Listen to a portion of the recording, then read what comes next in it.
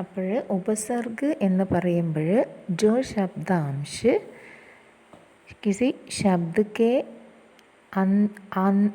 ആരംഭ് എന്ന് പറഞ്ഞാൽ ഫസ്റ്റിൽ जो शब्दांश शब्द के आरंभ में लगकर उसके अर्थ में विशेषता ला दे उन्हें उपसर्ग कहते हैं. അപ്പോൾ ശബ്ദത്തിൻ്റെ ആദ്യം വന്നിട്ട് ആ ശബ്ദത്തിൻ്റെ അർത്ഥത്തിൽ വ്യത്യാസം വരുത്തുന്നതിനെ, മാറ്റം വരുത്തുന്നതിനെയാണ് നമ്മൾ ഉപസർഗ് എന്ന് പറയുന്നത്. അതേപോലെ പ്രത്യയ് എന്ന് പറയുമ്പോൾ जो शब्दांश शब्द के अंत में आकर शब्द के अर्थ में പരിവർത്തൻ करता है. ഏതൊരു ശബ്ദാംശമാണോ ശബ്ദത്തിൻ്റെ ലാസ്റ്റിൽ വന്നിട്ട് ആ ശബ്ദത്തിന് വ്യത്യാസം വരുത്തുന്നത് അതിനെയാണ് പ്രത്യയ് എന്ന് പറയുന്നത്. അപ്പോൾ ഉപസർഗ് എന്ന് പറയുന്നത് പ്രഫിക്സ് എന്നും പ്രത്യയ് എന്ന് പറയുന്നത് സഫിക്സുമാണ്. ഓക്കെ, അപ്പോൾ പ്രഫിക്സ് സഫിക്സ് മക്കൾ ഇംഗ്ലീഷിൽ പഠിച്ചിട്ടുണ്ടാവും. പ്രഫിക്സ് എന്ന് പറയുമ്പോൾ ശബ്ദത്തിൻ്റെ ആദ്യം വരുന്നതാണ് അല്ലേ, ശബ്ദത്തിൻ്റെ മുന്നിൽ ചേർത്തിട്ട് പറയുന്നതാണ്. അപ്പോൾ പോസിബിൾ എന്നുള്ളതിൻ്റെ മുന്നിൽ ഐ എം ചേർക്കുമ്പോൾ ഇമ്പോസിബിളായി അല്ലേ, അതിൻ്റെ ഓപ്പോസിറ്റ് മീനിങ് വന്നു. അപ്പോൾ ഇമ്പോസിബിൾ നായി മാറി. അതേപോലെ സാധാരണ ബ്യൂട്ടിഫുൾ എന്നുള്ളതിൻ്റെ കൂടെ LY ചേർത്ത് കഴിഞ്ഞാൽ ബ്യൂട്ടിഫുള്ളി എന്ന് വന്നു അല്ലേ. അപ്പോൾ അത് പ്രത്യയ്. അപ്പോൾ ലാസ്റ്റിൽ വരുന്നത് പ്രത്യയവും ഫസ്റ്റിൽ ചേരുന്നത് ഉപസർഗവുമാണ്. അപ്പോൾ രണ്ടും ഒരേ വേർഡിൽ തന്നെ യൂസ് ചെയ്യും. ഉപസർഗവും പ്രത്യയവും ഒരേ ശബ്ദത്തിൽ തന്നെ ഒരേ ശബ്ദത്തിൽ യൂസ് ചെയ്താൽ അത് മറ്റൊരു വേർഡായി മാറും. ഓക്കെ, അപ്പോൾ ഇവിടെ ചില ഉപസർഗങ്ങൾ തന്നിട്ടുണ്ട്, അതിൻ്റെ അർത്ഥവും അത് ഉപയോഗിച്ചിട്ടുള്ള വേർഡ്സും തന്നിട്ടുണ്ട്. അത് മിസ് ഒന്ന് പറഞ്ഞു തരാം. അപ്പോൾ ഉപസർഗിൽ വരുന്നതാണ്, ശബ്ദത്തിൻ്റെ മുന്നിൽ വരുന്നതാണ് ഉപസർഗ എന്ന് പറഞ്ഞു. റൂട്ട് വേർഡിൻ്റെ അല്ലെങ്കിൽ മൂൽ ശബ്ദത്തിൻ്റെ മുന്നിൽ വരുന്നതാണ് ഉപസർഗ്. ഓക്കെ, അപ്പോൾ ആ, അന്, അധ്, കു, ദെൻ ഭർ, ഉന്, നീ, ദു, സു, ചി, പർ, ദെൻ തി. ഓക്കെ, അപ്പോൾ ഇത്രയും ശബ്ദങ്ങളുടെ അർത്ഥം പറയുമ്പോൾ ആ എന്ന് പറയുമ്പോൾ അഭാവിയ, നിഷേധ് എന്ന് പറയും. ആ അതിന് എക്സാമ്പിളാണ് അകാല്, കാലമല്ലാത്ത കാലത്ത് എന്ന് പറയില്ല, അകാല്. അത് ഇവിടെ അകാൽ എന്ന് പറഞ്ഞാൽ വിഷമം അനുഭവിക്കുന്നതാന്നുള്ള അർത്ഥമാണ്. അചേത്, ചേതനയില്ലാത്ത. അച്ഛൂത്ത് എന്ന് പറഞ്ഞാൽ അൺടച്ചബിളായ. അഥാഹ്, അമർ. അങ്ങനെ ഓരോ വേർഡിൻ്റെ മുന്നിലും ആ ചേർക്കുമ്പോൾ അതിന് ചേത്, ചൂത്ത്, ധാഹ്, മർ എന്നുള്ളതിൻ്റെ ഒക്കെ മീനിങ് മാറിയിട്ട് അതിൻ്റെ മുന്നിലുള്ള വേർഡ് വരുമ്പോൾ അതിൻ്റെ മീനിങ്ങിന് വ്യത്യാസം വരുന്നു. അതേപോലെ നെക്സ്റ്റ് അന്, കെ ബിന, രഹിത്, നിഷേധ് എന്നുള്ള അർത്ഥമാണ്. അന് എന്ന് പറയുമ്പോൾ കൂടാതെ, ഒഴിച്ച്, നിഷേധം. അൻപഠ് എന്ന് പറഞ്ഞാൽ പഠിക്കാത്ത, അൻപഠ്. പഠ് എന്നുള്ള റൂട്ട് വേർഡിൻ്റെ കൂടെ അന് ചേർന്നാൽ അൻപഠായി. അൻബൻ, അൻബോല, അൻമോല്, അൻഹോനി, അൻമോല് 2 പ്രാവശ്യം വന്നിട്ടുണ്ടല്ലേ. അപ്പോൾ അൻമേലാണൊന്ന്, ഒന്ന് അൻമോളാണ്. ഓക്കെ, അപ്പോൾ ഇത് ആ എന്നുള്ള അന് എന്നുള്ള ഉപസർഗം ചേരുമ്പോഴുണ്ടാകുന്ന മാറ്റമാണ്.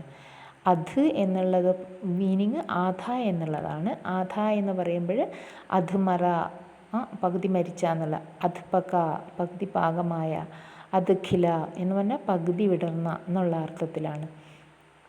അതേപോലെ നെക്സ്റ്റ് ബുര എന്നുള്ളത് കു എന്നുള്ള വേർഡാണ് വരുന്നത്. കുപുത്ര, കുമാർഗ്, കുസംഗ്, കുകർമ്മ, കുചാല്, കുമതി. കു എന്ന് പറയുമ്പോൾ മോശം എന്നുള്ള അർത്ഥത്തിലാണ് വരുന്നത്. കുപുത്ര എന്ന് പറഞ്ഞാൽ ചീത്ത പുത്രൻ. കുമാർഗ് എന്ന് പറഞ്ഞാൽ ചീത്ത വഴി അല്ലേ, മോശം വഴി. കുസംഗ് എന്ന് പറഞ്ഞാൽ മോശം കൂട്ടുകെട്ട്. കുകർമ്മ എന്ന് പറഞ്ഞാൽ മോശം പ്രവൃത്തി. അങ്ങനെ കു വെച്ചിട്ട് വരുമ്പോഴെല്ലാം മോശം എന്നുള്ള അർത്ഥത്തിലാണ് വരുന്നത്. നെക്സ്റ്റ് ഭർ എന്ന് പറഞ്ഞാൽ പൂര എന്നുള്ള അർത്ഥമാണ്. ഭർപേട്ട് എന്ന് പറഞ്ഞാൽ വയറ് നിറച്ചും. ഭർമാർ എന്ന് പറഞ്ഞാൽ എന്താ, നിറയെ എന്നുള്ള അർത്ഥമാണ് ഭർമാർ. ഓക്കെ, നെക്സ്റ്റ് ഉൻ ആണ്. ഏക്ക് ക്രമാണ്. 29, 39, 39 അല്ലേ? 49, 59, 69, 79 എന്നിങ്ങനെ വരും. അടുത്തത് രഹിത് എന്നുള്ള അർത്ഥമാണ് വരുന്നത് നി, അല്ലേ? രഹിത്, നിപുണത, നിപുണ്, നിഡർ, നിക്കമ്മ, നിഹത്യ. ഓക്കെ, നിപുണ എന്ന് പറഞ്ഞാൽ നിപൂത എന്ന് പറഞ്ഞാൽ പുത്രൻ ഇല്ലാത്ത എന്നുള്ള അർത്ഥമാണ് നിപൂത. നിഡർ എന്ന് പറഞ്ഞാൽ പേടിയില്ലാത്ത, നിക്കമ്മ മടിയില്ലാത്ത, നിഹത്യ ഹത്യയില്ലാത്ത എന്നുള്ള അർത്ഥമാണ്. അപ്പോൾ അടുത്തത് ദു എന്ന് പറഞ്ഞാൽ ദോ എന്നുള്ള അർത്ഥമാണ്. ദുഗുണ, ദുഭാഷിയ, ദുമുഹ, ദുരാഹ. ദുഗുണ എന്ന് പറഞ്ഞാൽ ഡബിൾ, 2 എന്നുള്ള അർത്ഥമാണ്. അതേപോലെ ദുമുഖിയ എന്ന് പറയുമ്പോൾ 2 മുഖം ഉള്ളവൻ എന്നുള്ള അർത്ഥമാണ്. ദുഭാഷി എന്ന് പറഞ്ഞാൽ ദുമുഹ. ദുഭാഷിയ എന്ന് പറഞ്ഞാൽ 2 ഭാഷ സംസാരിക്കുന്ന ആൾ. ദുരാഹ എന്ന് പറഞ്ഞാൽ 2 വഴികൾ എന്നുള്ള അർത്ഥം. അച്ഛ എന്നുള്ളതിൻ്റെ അടുത്തതാണ് സു എന്ന് പറഞ്ഞാൽ അച്ഛ എന്നുള്ള അർത്ഥമാണ്. സുപൂത്ത്, സുജാത്, സുരൂപ്, സുസംഗതി. ഓക്കെ, നെക്സ്റ്റ് ചീ എന്നുള്ളതാണ്, ചൗ എന്നുള്ളതാണ് ചാറ്, അല്ലേ? ചൗമാസ, ചൗക്കന്ന, ചൗപ്പായി, ചൗപ്പായ, ചൗറാഹ. ഓക്കെ, ചൗറാഹ എന്ന് പറഞ്ഞാൽ നാൽക്കവല എന്നുള്ള അർത്ഥമാണ്. നെക്സ്റ്റ് പര് ആണ്. പര് എന്ന് വെച്ചാൽ പരായ, ദൂസര, മറ്റുള്ളവരുടെ എന്നുള്ള അർത്ഥമാണ്. പരോപകാർ, പര് പ്ലസ് ഉപകാരമാണ് പരോപകാർ. അപ്പം പിന്നെയോ പര് പ്ലസ് ഉപകാർ പ്ലസ് ഈ വരുമ്പോഴവിടെ പ്രത്യയം വന്നു, പരോപകാരി എന്ന് പറയുമ്പോഴും പര് പ്ലസ് ഉപകാർ പ്ലസ് ഈ, പരോപകാരി എന്ന് വന്നു. പരദേശ്, അതേപോലെ പരദേശി വരുമ്പോൾ പര് ദേശ് ഈ വന്നു, അല്ലേ? പരലോക്, പരഹിത് ഒക്കെ വരും. അടുത്തത് തി എന്ന് പറയുമ്പോൾ തീ എന്നുള്ള അർത്ഥമാണ്. തിക്കോണ, തിപ്പായി, തിരാഹ, തിപ്പ, തിപ്പഹിയ എന്നുള്ളത്. അപ്പോൾ 3 എന്നുള്ള അർത്ഥം വരുന്നു. ഇങ്ങനെ ഉപസർഗങ്ങൾ ശബ്ദത്തിൻ്റെ മുന്നിൽ വരുമ്പോൾ ശബ്ദത്തിലുണ്ടാകുന്ന അർത്ഥത്തിലുണ്ടാകുന്ന വ്യത്യാസത്തിനെയാണ് എന്ത് പറയുന്നത്? ഉപസർഗ ശബ്ദങ്ങൾ എന്ന് പറയുന്നത്. ഓക്കെ, അപ്പോൾ ഉപസർഗ ശബ്ദത്തിൻ്റെ ആദ്യം വരും, പ്രത്യയ ശബ്ദത്തിൻ്റെ ലാസ്റ്റ് വരും. ഓക്കെ, അപ്പോൾ നമുക്ക് ഇവിടെ പഠിക്കാനുള്ളതും ഉപസർഗ പ്രത്യയ രണ്ടും കൂടി ചേർന്നിട്ടുള്ള വേർഡാണ് പഠിക്കാനുള്ളത്. അപ്പോൾ ഉപസർഗ 3 വിശേഷതകളാണ് ഇതിനുള്ളത്. ഉപസർഗയ്ക്ക് 3 വിശേഷതായേ കഹി ജാതി ഹെ.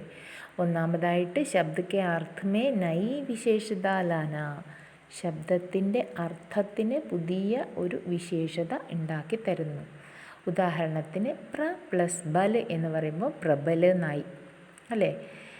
ബൽ എന്നുള്ളത് സ്ട്രെങ്ത്തിനെയാണ് കാണിക്കുന്നത്. പ്രബൽ എന്ന് പറയുമ്പോൾ ആ വേർഡിന് ഒന്നുകൂടെ ഒരു വിശേഷത കൊടുക്കുകയാണ്. അതേപോലെ അനു പ്ലസ് ശാസൻ എന്ന് പറഞ്ഞാൽ അനുശാസനായി. ശാസൻ എന്ന് പറഞ്ഞാൽ തന്നെ ഡിസിപ്ലിനാണ്, അനുശാസൻ എന്ന് പറഞ്ഞാൽ അതും ഡിസിപ്ലിനാണ്. അപ്പോൾ അത് നല്ലൊരു, അതിനെ തന്നെ ഒന്നുകൂടെ പ്രകീർത്തിച്ചും കൊണ്ട് പറയുന്നതാണ് അനുശാസൻ എന്ന്. അതേപോലെ നെക്സ്റ്റ് ശബ്ദക്കെ അർത്ഥക്കോ സ്പഷ്ട ഉൾട്ടാദേന, ശബ്ദത്തിൻ്റെ അർത്ഥത്തിനെ നേരെ ഓപ്പോസിറ്റായി കാണിക്കുന്നതിനും ഉപസർഗം ഉണ്ട്, അല്ലേ? ജैसे ആ പ്ലസ് സത്യ, സത്യ എന്നുള്ള വേർഡിൻ്റെ മുന്നിൽ ആ വരുമ്പോൾ അത് അസത്യ, ആ വേർഡിൻ്റെ ഓപ്പോസിറ്റ് മീനിങ് ആയി. ആ പ്ലസ് സത്യ അസത്യ, അല്ലേ? അതേപോലെ യശ് എന്നുള്ളതിൻ്റെ മുന്നിൽ, യശ് എന്ന് പറഞ്ഞാൽ കീർത്തി, ഫെയിമാണ്. അതിൻ്റെ മുന്നിൽ അബ് ചേർന്ന് കഴിഞ്ഞാൽ അപയശ്, കീർത്തി ഇല്ലായ്മ എന്നുള്ള അർത്ഥത്തിലായി, അല്ലേ? അപ്പം ഇത് ചില സമയത്ത് ഉപസർഗ് ഓപ്പോസിറ്റ് വേർഡാക്കി മാറ്റുന്നു, ചില സമയത്ത് ഉപസർഗ് അതിൻ്റെ തന്നെ അർത്ഥത്തെ ഒന്നുകൂടെ സ്ട്രെസ് ചെയ്ത് പറയുന്നു. പിന്നെയോ മൂന്നാമതായിട്ട് ശബ്ദക്കെ അർത്ഥമേ കോയി ഖാസ് പരിവർത്തന കർക്കെ, പിന്നെയോ മൂലാർത്ഥക്കെ ഇർദ് ഗിർദ് അർത്ഥ പ്രകട് കർത്താ ഹെ, വലിയ വ്യത്യാസങ്ങളൊന്നും വരുത്താതെ അതിൻ്റെ തന്നെ അർത്ഥത്തിനെ ഒന്നുകൂടെ പരിപോഷിപ്പിക്കുന്നു എന്നുള്ള അർത്ഥമാണ്. ജैसे വി പ്ലസ് ശുദ്ധ്, ശുദ്ധ് എന്ന് പറഞ്ഞാൽ ശുദ്ധമായ എന്നുള്ള അർത്ഥമാണ്. വിശുദ്ധ എന്ന് പറഞ്ഞാലോ അതിനെ ഒന്നുകൂടെ എന്താണ്, നന്നാക്കി പറയുന്ന, അല്ലേ? വിശുദ്ധ ആയി. പരി പ്ലസ് ഭ്രമൺ എന്ന് പറഞ്ഞാൽ ചുറ്റിക്കറങ്ങൽ എന്നുള്ള അർത്ഥമാണ്. പരി പ്ലസ് ഭ്രമൺ എന്ന് പറയുമ്പോൾ പരിഭ്രമൺ എന്നായി അല്ലേ. അത് ചുറ്റിക്കറങ്ങൽ എന്നുള്ളതിൻ്റെ വേർഡിൻ്റെ ഒന്നുകൂടെ സ്ട്രെസ് ചെയ്ത് പറയുകയാണ് ചെയ്യുന്നത്. അപ്പോൾ മക്കൾ എല്ലാവരും ടെക്സ്റ്റ് ബുക്കിൽ നോക്കുക.